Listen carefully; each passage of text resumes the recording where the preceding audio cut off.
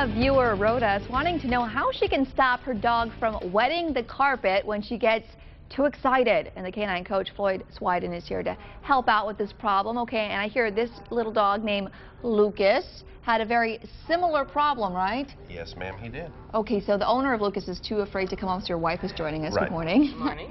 Okay, so tell me what was going on with Lucas here. Well, I would come up to him and I'd say, "Hi, Lucas," and he would leave a little puddle on the ground, and he was doing it for other people. Company would come over to visit Linda, his owner, and he'd squirt a little bit.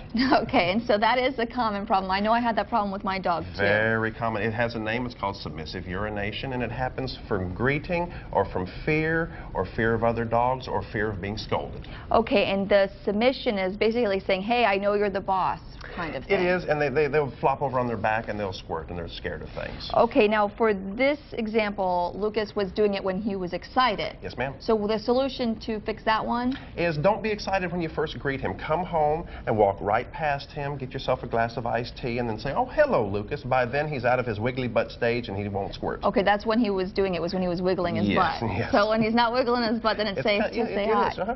Okay, and then the other one, which my dog was doing when I got him from the pound, was he was scared when I would come up to it thinking it was in trouble. Exactly. Pound dogs, you don't know their background, so a lot of them have been abused or slapped or hit. So some dogs will roll over when you simply raise your hand. On that type of situation, find the trigger. If they fall over because you raise your hand, don't do that anymore. Very simple on that. Okay, and so it's not something to be punished, you say? No, never punish for the submissive urination. Just clean it up and go from there, and they'll get over it. Okay, let's say though that you go to the dog because you're going to put him in the cage or something like that, and he doesn't like that, or where he. So is there any way to address that? Well, try to go to him silently. Going to your cage is not punishment. Hey, buddy, let's go have some fun. Play with him for a moment or two, and you can put him in his cage. Give a treat for that. Take anything that he's afraid of and make it positive. If they're scared of loud noises, walk around loud noises, get them used to it. Okay, so a lot of people do confuse the submission urination for housebreaking problems. They sure do. The way to tell it is if it's a small little tiny puddle from excitement, if it's a full bladder empty, you'll get a big puddle, and only correct for the housebreaking trouble, never correct for submissive. Okay, now how is Lucas doing now? He's doing very well. He's doing yeah? very well. I can pet him now without him saying, "Oh boy."